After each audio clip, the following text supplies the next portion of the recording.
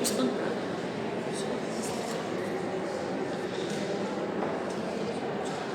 buenas tardes. Buenas tardes. Vamos a iniciar, vamos a continuar. Estamos ya en la quinta clase que compartimos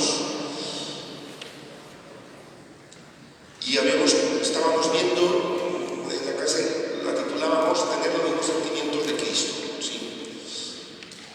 Nos habíamos hablado de las emociones. Recordad que estamos hablando del discernimiento y de momento estamos tocando la parte más humana. ¿Sí? ¿Por qué? Porque quien discierne, recordemos que esto lo dijimos al inicio, quien discierne, quien quiere ver la voluntad de Dios soy yo. Y yo tengo pensamientos y tengo emociones que muchas veces me pueden hacer una mala jugada a la hora de discernir. Entonces lo que estamos haciendo es procurar atender o entender un poco cómo funcionamos nosotros a nivel humano para no hacer decir a Dios cosas que no dice, sino que pertenecen a mi propio costado. ¿Sí? Recordemos el punto de partida de este curso es cómo diferenciar la voz de Dios de mis propias voces interiores. Que a veces las voces interiores nos dicen, bueno, el otro día hablaba yo hace mucho tiempo con una señora que está bien, que cada uno hacemos nuestras elecciones, pero fue una elección bastante dura porque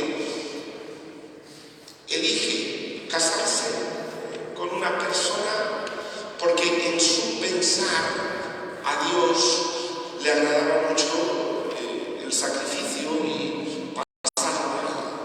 Y entonces, además de esa idea, ya había aprendido en su casa, que su pensamiento era que ella no valía mucho. Se encuentra un hombre ya que lo describe en aquel momento como muy raro. Y dice, ya era raro, era extraño. Dice, y yo vi que no había cosas buenas y yo dije, este hombre me va a hacer sufrir, pero esto, bien, por Dios, se casó. Entonces, este tipo de cosas, ¿de dónde venía yo hablando con la persona? Es muy duro. Es decir, a veces se toman elecciones, se toman decisiones pensando en que son cosas que agradan a Dios cuando provienen de mi propio costal, de ideas erróneas de Dios, etc. Que esto lo vamos a ir hablando. De momento estamos con la parte más humana, ¿sí? Luego pasaremos cómo tocar esto con la parte espiritual. Y cómo discernir cuál es la voluntad de Dios, desde dónde, etc. Bien, retomamos dónde están los sentimientos de Cristo, que tienen un largo listado aquí, entre otros.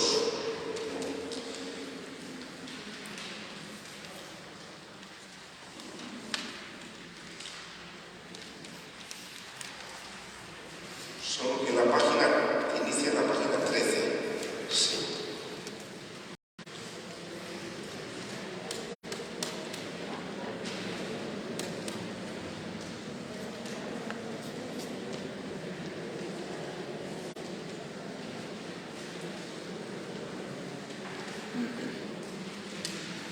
Bien, vamos a ir viendo cómo Jesús, siendo Dios, era un ser humano, era Dios y hombre. Esto, el otro día también estaba aquí en un grupo, y en donde se hablaba mucho de esto de la divinidad y la humanidad de Jesús. Generalmente le hemos dado más énfasis a la divinidad, ¿ya? Y parece como que Jesús de humano tenía, si no nada, muy poco. Recordemos que esta ha sido una de las grandes herejías que la Iglesia atacó desde el inicio de la Iglesia. Es decir, la negación de la humanidad. Verdadero Dios y verdadero hombre. ¿Ya? Entonces vamos a ver nosotros aquí cómo Jesús actuaba, qué sentía. Luego después os recomiendo, si alguien quiere buscarlo también en internet, una cosa de Arrupe, el ex ministro general de los jesuitas, que tiene algo muy bello, que creo que se llama Contemplando tu manera de proceder, creo que se llama. Y habla de Jesús, una cosa así, pero muy bella. Es como una construcción del resumen del Evangelio, de qué hacía, cómo sentía y qué pensaba Jesús, y es muy bello hambre. Y habiendo ayunado 40 días, al final sintió hambre. Es lo más natural del mundo, ¿no? Os pregunto. No hay siempre claro que sentía hambre, hombre. Se daba unas comidas, dice que le llamaban comilón y bebedor. ¿O no? Así dice el Evangelio. ¿Por qué? Porque se daba una zorrada que, bueno, se sentaba a comer con ellos. ¿Ya? Curiosamente, Jesús hizo esos 40 días de ayuno. Pero después, ¿de qué acusan a Jesús? Ni tú, ni tus discípulos ayunáis. Jesús no ayunaba. Lo viene de Cuaresma, lo viene de no sé cuánto, lo viene de no sé qué, que 3 días por semana, que tal, y orar, ayunar para... Jesús no ayunaba. Muy curioso. Todo lo contrario. ¿Por qué compara el reino de Dios? El reino de Dios se parece a un banquete, a una boda, a una fiesta. Nunca dice el reino de Dios se parece a un ayuno estricto donde la gente llora y se lamenta. Eso no vende. Jesús dice, no, mi Dios, mi Padre es un Dios de fiesta, es un Dios de alegría. Dije, yo estoy en culto. Me decía que sí, pero dice el Evangelio. Ahora, porque tienen el novio, vendrán días en que no esté el novio y entonces ayunarán.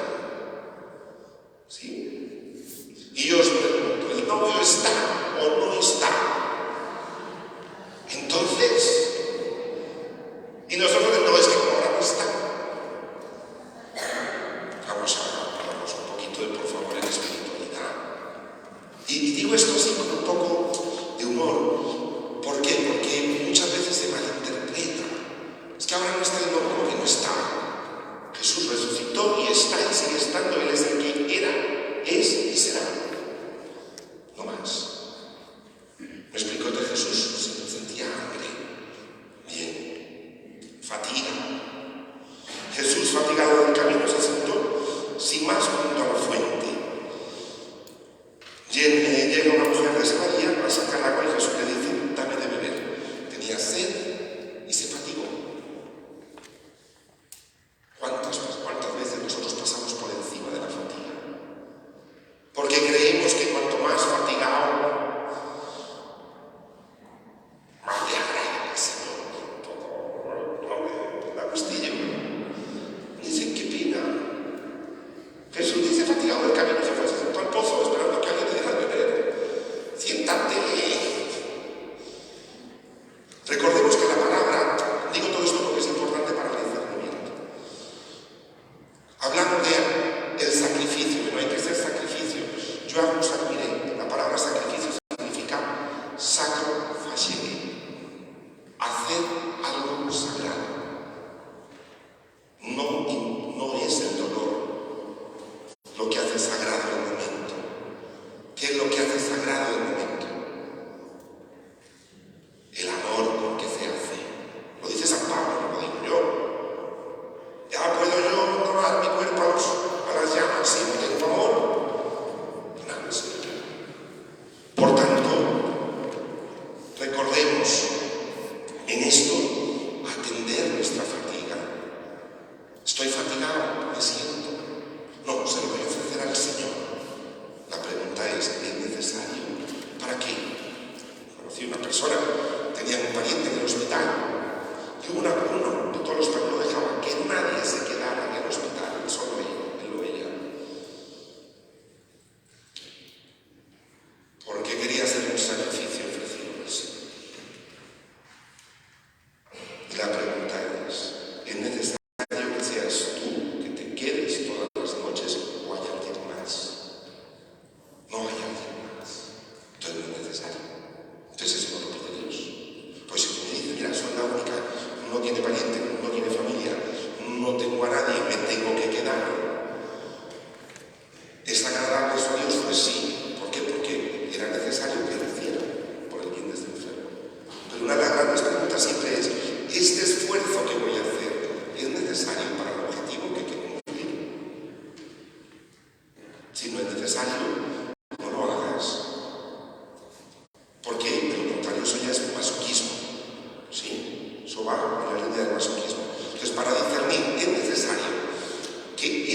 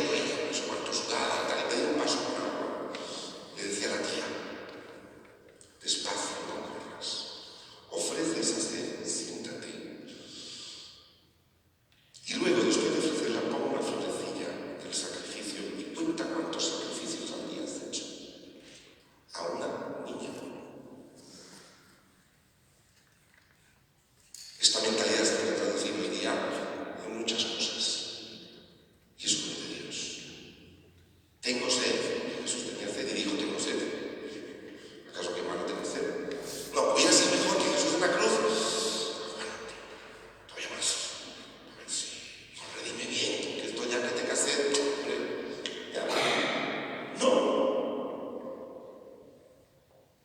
Jesús tuvo sed. Llanto y tristeza al ver la ciudad, lloró sobre ella diciendo, si al menos este día conocieras lo que hace la paz tuya. Jesús lloró en voz alta. También lloró por Lázaro. Entiendo que muchas veces las lágrimas dependen de nuestro carácter, dependen de la personalidad, de lo vivido en la vida. No todos tenemos facilidad para llorar. Es tan sano llorar.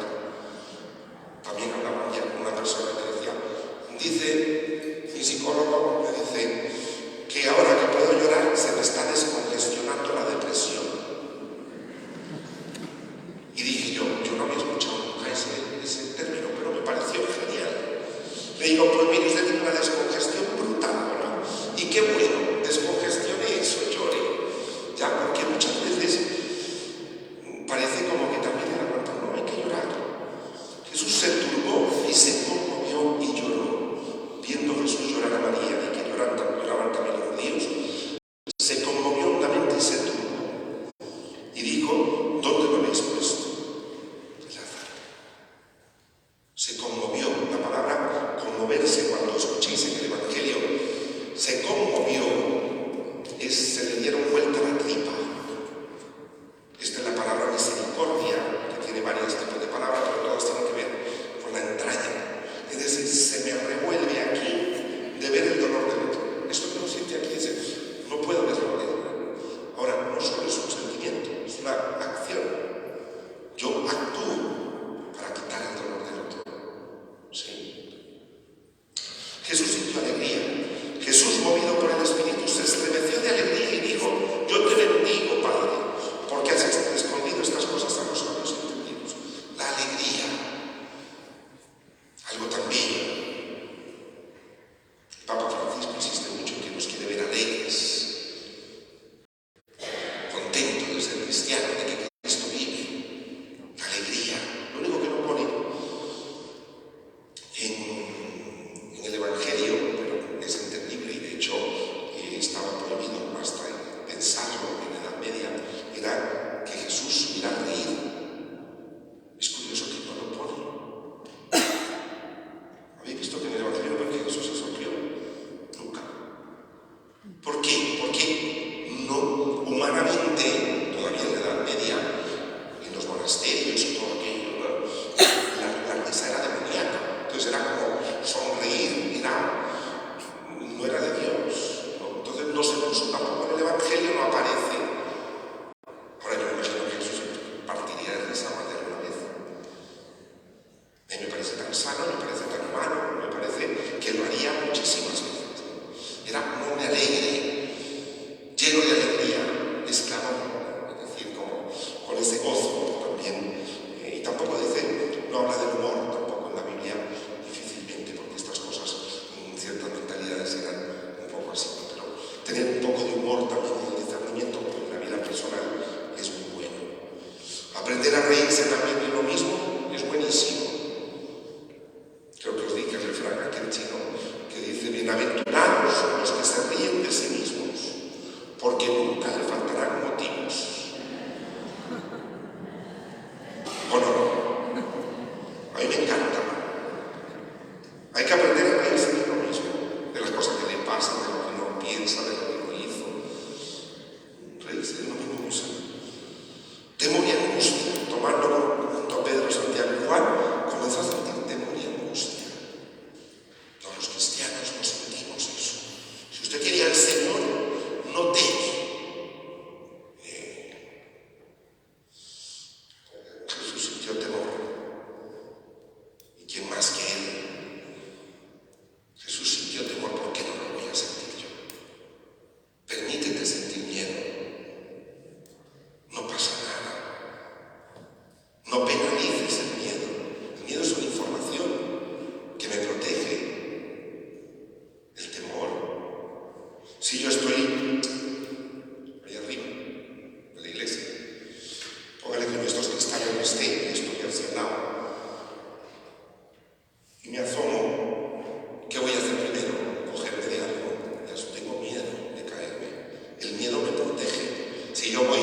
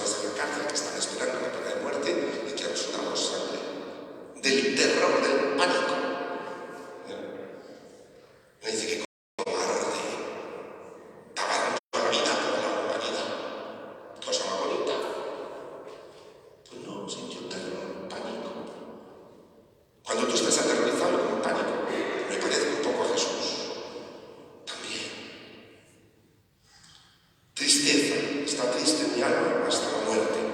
Yo os he puesto todos los textos bíblicos que son bíblicos. Ira y tristeza. Este es muy complicado. Es lícito en sábado hacer el bien o el mal, salvar la vida o matarla, le preguntó Jesús. Y ellos callaban. Y dirigiéndoles una mirada de ira, entristecido por la dureza de su corazón, les dice: extiende tu mano. Jesús sintió ira y los miró con ira. No, la ira no es de Dios. Aquí dice que la sintió. ¿Cómo hacemos? Una ira que no.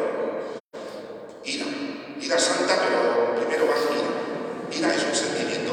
Santa sí, pero no porque sea de Jesús solo, sino cuando hay una injusticia, cuando hay falta de compasión. Si a ti no se te revuelven las tripas en contra de eso y le miras con rabia, con indignación, una de dos: o has enfriado el sentimiento o eres una persona indiferente. Porque uno siente rabia y Jesús miró con ira, dice, echando una mirada de ira a su alrededor. Imaginaros a Jesús diciéndoles de todo con su mirada, porque iba a sanar a un hombre con una mano seca. Le dijeron que era el sábado, que no podía hacer. Jesús desobedeció más de alguna vez. Un hombre que tenía 18 años y una mano seca. No, Jesús pensaba haberle dicho: oye, te espero el lunes, que no tenemos problemas, lo hacemos así entre tú y yo, que nadie se cuenta. No, Jesús ahí mismo pensaba, pasaba la misericordia. Sintió indignación, arrojó allí cuantos venían y compraban en el templo. Esto es muy conocido por nosotros. La admiración se admiraba de su incertidumbre, tener esa mirada de admiración. Al significa de cerca, y mirar de cerca a Jesús. Se admiraba de la fe que tenían otros. Esa mirada de niño, a veces le hemos perdido. ¿Habéis visto un niño cuando ve algo y hace? Y se admira, y uno dice: ¿a qué lado? Hemos perdido eso. No, ya todo está muy visto, ya todo está. Celebramos ahora la Pascua, la Resurrección, y difícilmente lo que tenemos hacemos. Un año más resucitó, feliz Pascua. No. Alegría, gozo, admiración, eso lo necesitamos. La compasión, lo dije que pertenece a las entrañas, el cansancio. Nuevamente aparece aquí la fatiga, el cansancio. Yo insisto mucho en esto, porque de las cosas que menos atendemos. Estoy cansado. Descansa. Muy fácil, descansar. A veces pensamos que mostrar mi amor es no descansar, porque así Dios suma, son más puntos. Entonces suma, ya llevo 4 días de cansancio, 5, el Señor suma. Y nos dice: el Señor no suma ni resta, el Señor quiere que tú descanses. Es que tantas canciones: Señor, que mi cansancio a otro descanse. Y la cantamos ahora.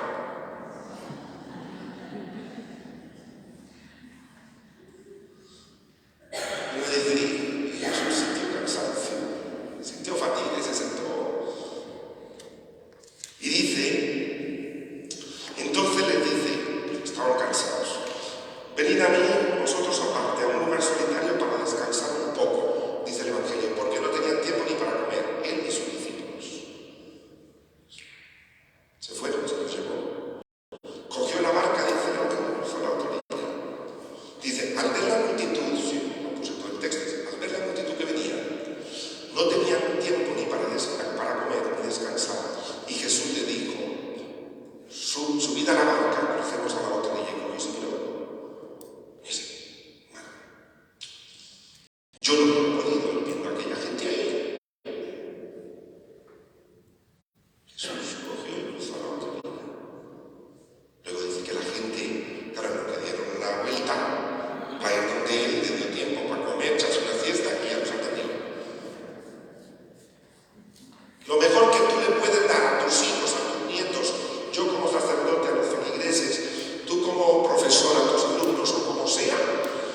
Lo mejor que tú le puedes dar a otros es estar bien tú mismo.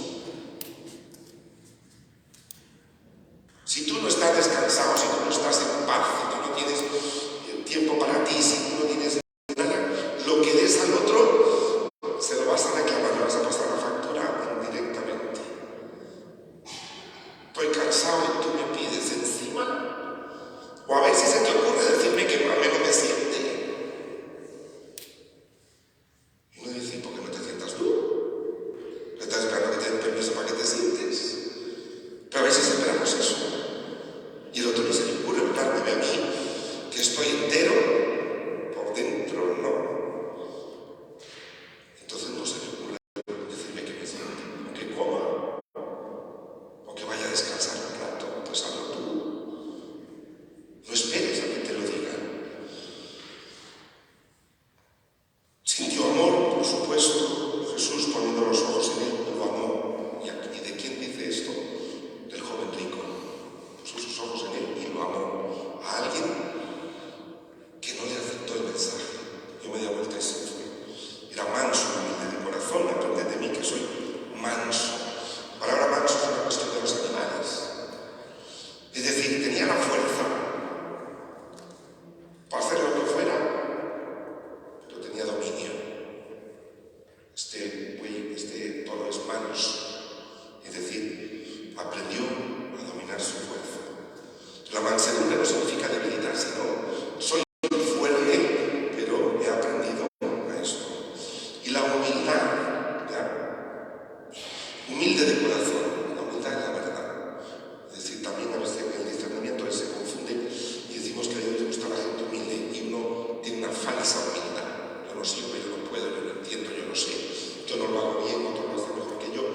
Dicen, no es cierto, eso no es humildad. Jesús comía y bebía, y luego viene el Hijo del Hombre que come y bebe, y dicen que es un glotón y un bebedor. Bien, vamos a hacer un momentito personal, cada uno recibiendo los titulares un poquito de cada uno, a grosso modo.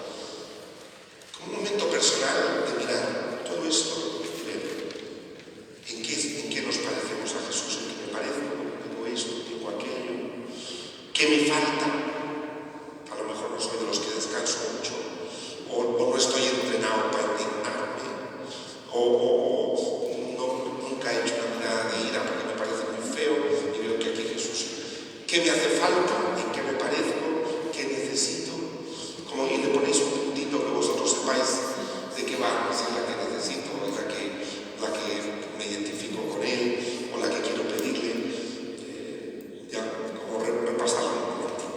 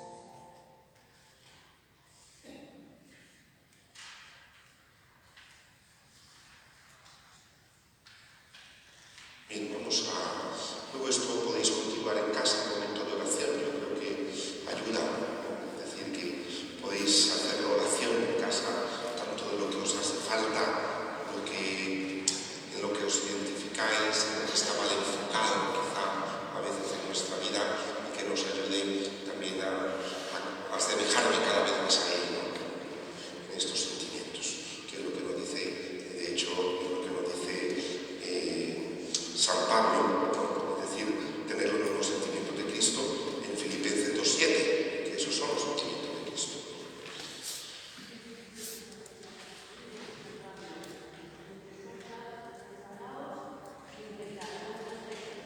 Bueno, sí, es verdad que creo que piensa usted que San Pablo nos exhorta enfadaos sin pecar, que el enfado también es importante.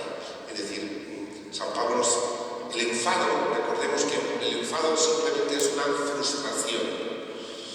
Yo me enfado por dos cosas, o porque estoy asustado, o porque estoy enfadado, por una frustración. ¿Sí? Frustración o susto. Una de las dos. Cuando tú estés enfadado, pregúntate, ¿por qué estoy enfadado? ¿Me he asustado de algo o estoy frustrado por algo?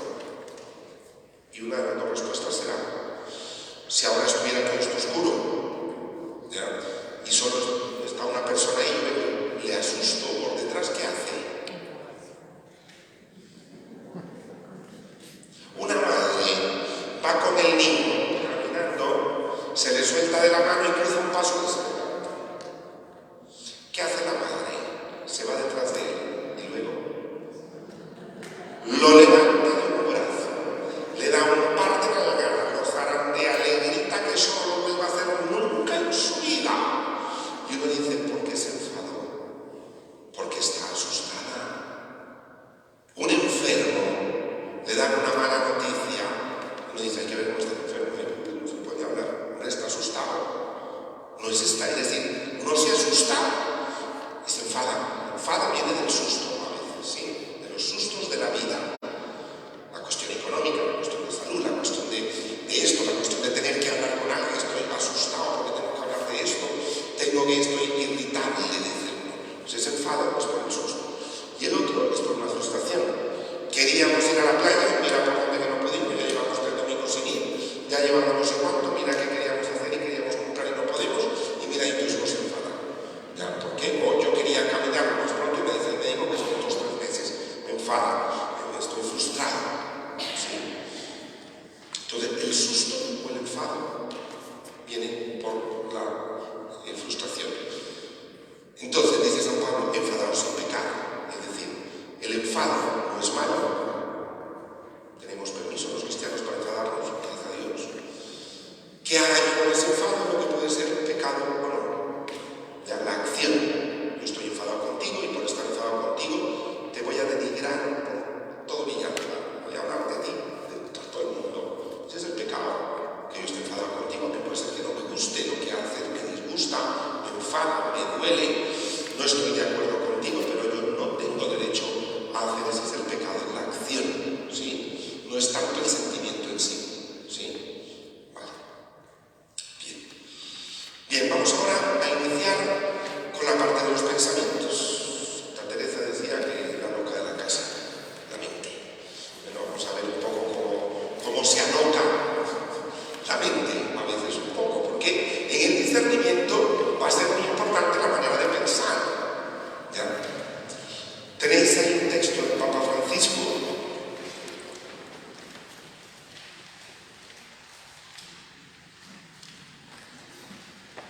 Abajo, en la introducción, dice: Jesús, con palabras sencillas, nos alienta a pensar para comprender.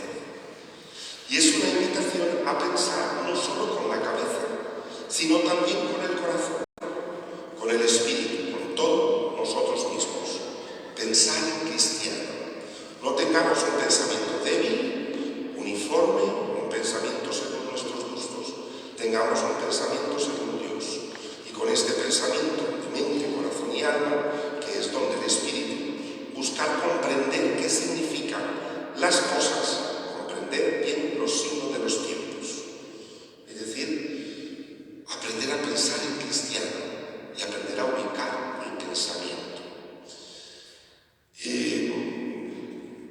Basta, sobra, mejor dicho, deciros que cada uno, decimos, cada cabeza es un mundo.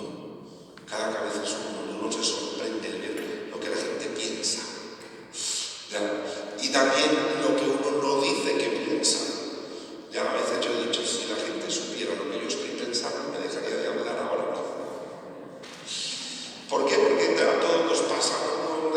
pensamiento, por eso, porque la construcción del pensamiento pues no es fácil. Otra de las cosas importantes es responsabilizarse de lo que uno piensa.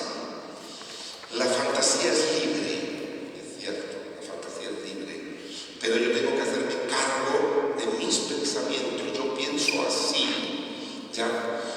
Pues porque tengo una estructura, y vamos a ver, recordemos lo que decíamos al inicio. Depende de cómo yo piense, así siento. Y depende de cómo sienta, así actúo. Por tanto, la raíz de muchas cosas está en el pensamiento, ¿sí? También viceversa, depende de cómo sienta, pues así voy a pensar también. Pero el pensamiento es básico. Ya en todas las terapias, en todas las, si vosotros escucháis, cambiar de pensamiento, cambiar de tal. El Evangelio mismo, cuando dice, el que pierda su vida por mí,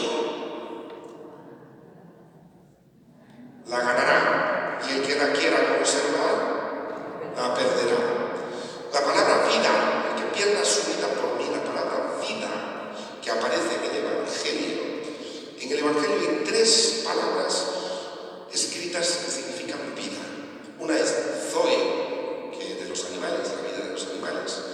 La otra es bio, de lo biológico, carne, huesos, sangre, epitelios, lo bio, lo vivo. Y la otra es la psique, la psique. ¿Cuál creéis que está escrita en el Evangelio? El que pierda su vida, psique. No está hablando de la bio, está hablando de psique. El que pierda su manera de pensar, el que la cambie, se salva. Y el que no pierde, el que quiera conservar su manera de pensar, se pierde. La verdad es que esto lo hemos traducido en muchos sermones, en muchas predicaciones. Usted tiene que perder la bio, sacrifíquese bien, para que entre al reino de los cielos. En Jesús está hablando de eso, dice, cambie su manera de pensar. Será conversión. Cuando hablamos de la palabra conversión en el Evangelio es cambiar la mentalidad. Pero ¿cómo cuesta? Cambiar no lo que una opinión fijo cree, que es lo que vamos a ver ahora.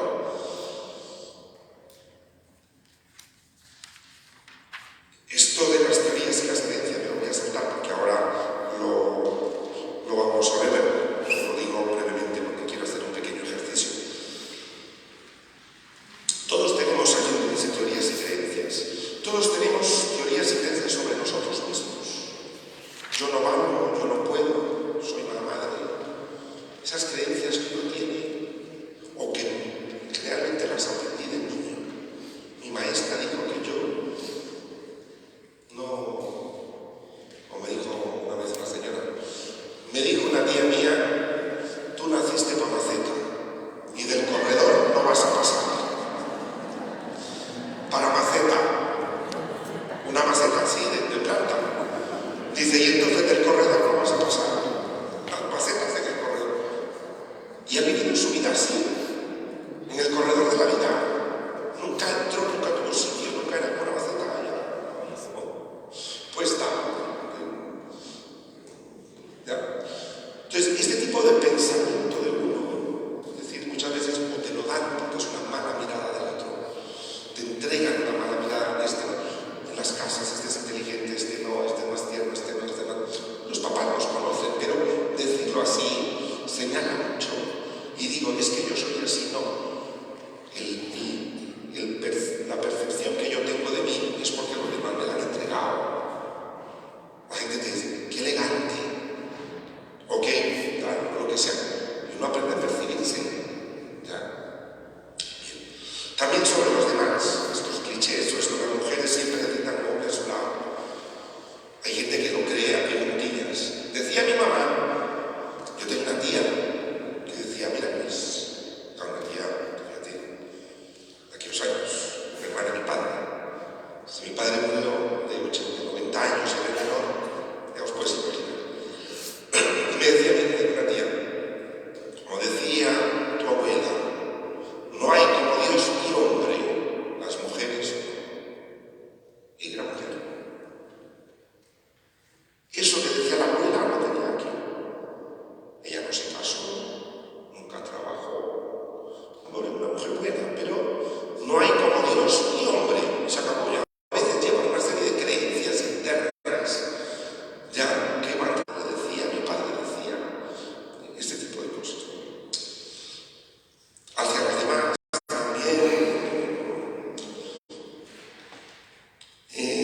si alguien no tiene títulos o estudio no vale. Estudia, hijo, porque la gente que vale en esta vida es la que estudia. Eso, aquí. Tú no vas a llegar muy lejos, si no llega. Seguro no va a llegar. Me lo tiene aquí. Me lo dijeron que yo no iba a llegar lejos. O por el contrario, compromete su vida a llegar lo más lejos posible y no disfruta de la vida para demostrar que aquello que le dijeron no se iba a cumplir. Pero no disfrutó de la vida. Eso marca. Lo que estoy diciendo es que esas creencias marcan tu vida para una cosa o para otra. Sobre el futuro, nunca lo alcanzaré. Otros tienen más suerte que yo. Esto solo me pasa a mí. Y estos diálogos espirituales salen mucho. No, si yo sabía, yo le digo a Dios, mira, ya yo sé que no voy a alcanzar cosas. Cuando uno le pregunté, ¿dónde aprendiste tú a que no ibas a alcanzar? Pero es que mi abuela, mi madre decía, pues uno se da cuenta que es la voz de ella, que se la encaja a Dios, pensando en que Dios, por eso Dios no quiere que ella ni consiga trabajo, ni consiga nada, porque dice, no, eso son tus creencias. Discernamos bien, que aparenta humildad, entre comillas, pero no lo es. Es una cosa muy otra.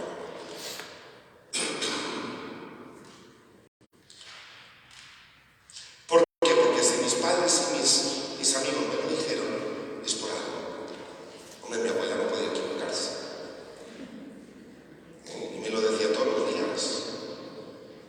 Me lo decía todos los días.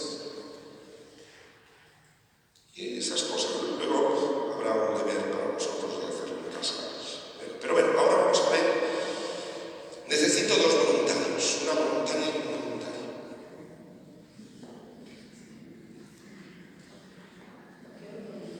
El primero que pregunte le digo que pase. Venga, muy bien. Y ven, tú también, ven, eso. Y aquí tenemos dos sillas.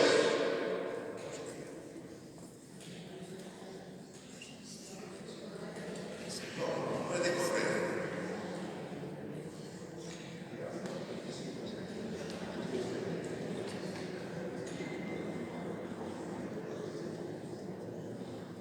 Necesito un boli.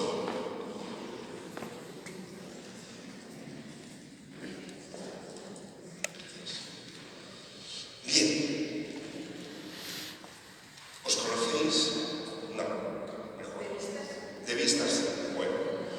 Bien. La pregunta es, ¿cómo recuerdan tu nombre? Claro. Bueno, ahí tenéis que acercaros muy bien esto porque para que se escuche. Claro. Bien, claro. Yo la única pregunta que te voy a hacer es, mira que Amparo. Amparo, sí, claro. Sí.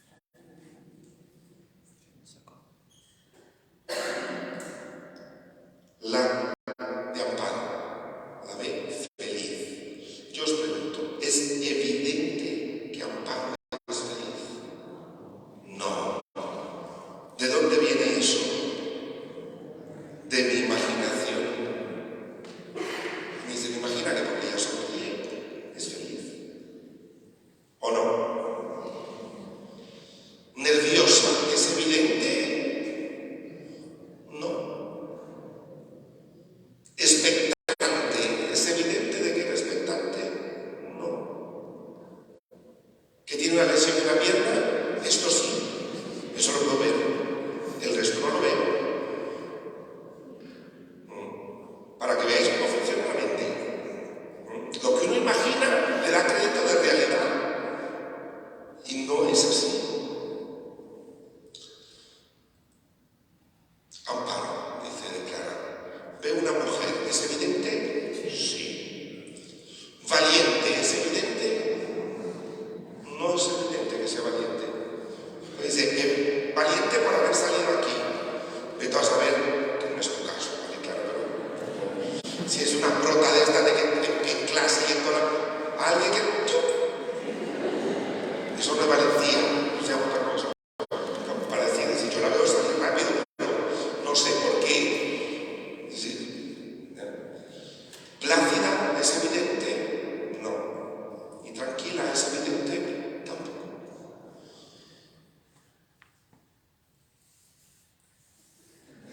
Yo la próxima vez, ahora que venga el 21 de diciembre, le voy a dar a ellas una bolita que me digan que cae la lotería, porque ahora a ese ritmo, vamos, uno lo hago un poquito de humor, porque nos pasa esto con las personas en casa, que lo vamos a ver. Yo sé lo que estás pensando. A mí no me mientes.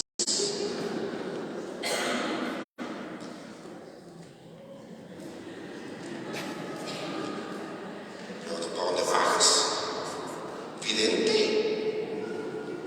¿Cuántos problemas trae de pareja eso? Así.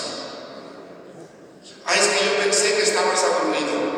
Y que tengo un dolor de cabeza brutal, me hubiera preguntado.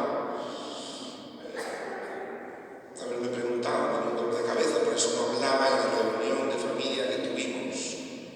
Estaba levantando la cabeza y no quise decir nada para que tu madre no se preocupe. Ya sabes cómo es. La imaginación vuela.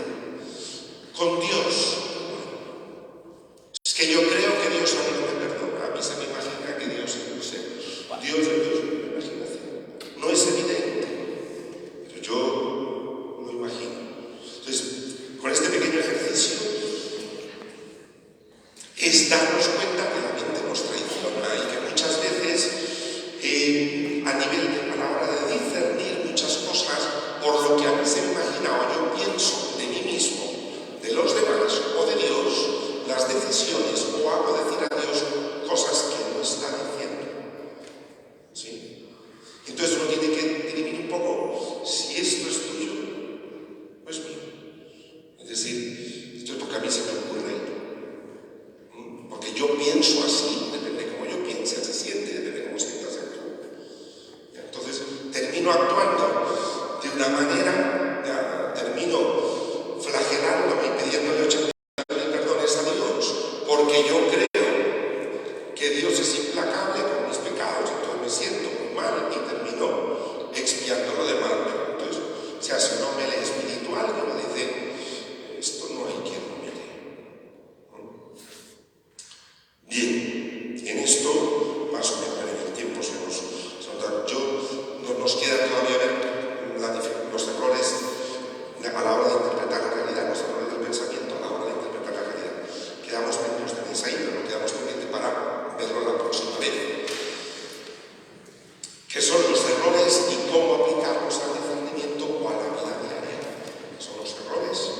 ¿Cómo interpretamos la realidad? Como hemos visto, aquí había una realidad. Ya, ¿qué veo? ¿Cuál es la realidad que veo? Pues yo veo una mujer de pelo corto, blusa blanca, pantalón gris, zapatos con un bastón, la veo que no sé cuánto. Esto es lo que yo veo. Esa es la realidad. Ahora, cuando la veo, yo la interpreto.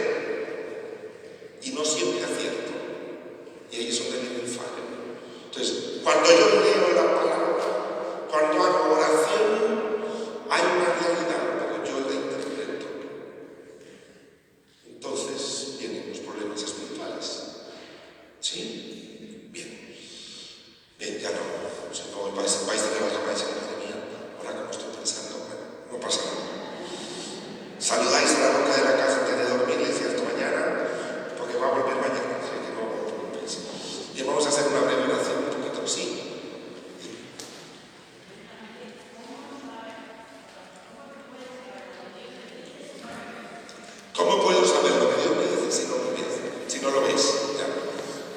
Bien, yo te pregunto, las decisiones que tú has tomado, ¿tú eres una persona que has tomado alguna decisión importante como el matrimonio? No, no sabíamos decir. Bueno, también a lo mejor no has aceptado preguntar en este momento. Pero en el momento en que tú lo decidiste, ¿tú escuchaste alguna voz? No, lo sentiste. Ser uno mismo y lo que Dios quiere de mí es lo mismo. Ser yo mismo y ser lo que Dios quiere es lo mismo. Dios lo que quiere es que yo sea yo mismo. ¿Ya? Y esto es muy importante. Es decir, y el yo mismo es, lo hemos visto aquí, irme identificando con Jesús, que es el ejemplo de ser humano y el ejemplo de divinidad. Entonces yo ir sacando, precisamente irme asemejando cada vez tu estatura en la de Cristo. Por tanto, cada uno llevamos por eso discernimiento, por eso estamos hablando. ¿Cómo saber lo que Dios me dice si no le veo? Pues todos los santos han tenido con quien cotejar en momentos de duda, que otro le escuche y le diga si eso es de veloso. La persona tiene que tener densidad espiritual, densidad eclesial, una densidad especial que tenga discernimiento de espíritus, porque si no, se juntan dos iluminados y dicen, no, sí, no solo te pide eso, te pide más. Dice, para. ¿Ya? Es decir, el discernimiento tiene que ser con personas que tengan un peso espiritual, un camino espiritual, alguien que haya transitado los cielos y los infiernos.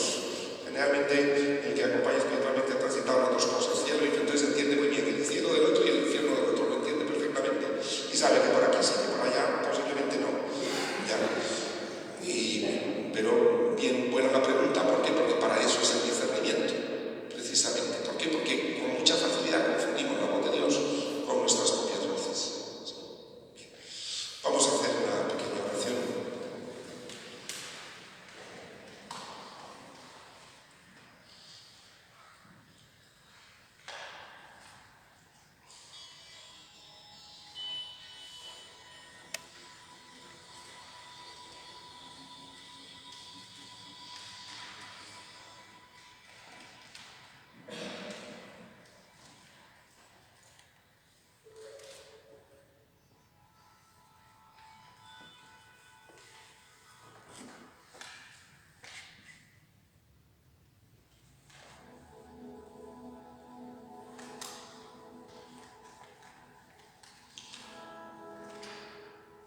Señor Jesús, hoy te damos gracias. Vamos aprendiendo a caminar, a asemejarnos a ti. Qué bello, Señor, saber de tu llanto, de tu compasión, de tu fatiga, de tu cansancio, del hambre que padeciste y de la sed. Se te movieron las entrañas, sentiste amor, también ira, sentiste miedo, tristeza, angustia, alegría, y por eso me comprendes.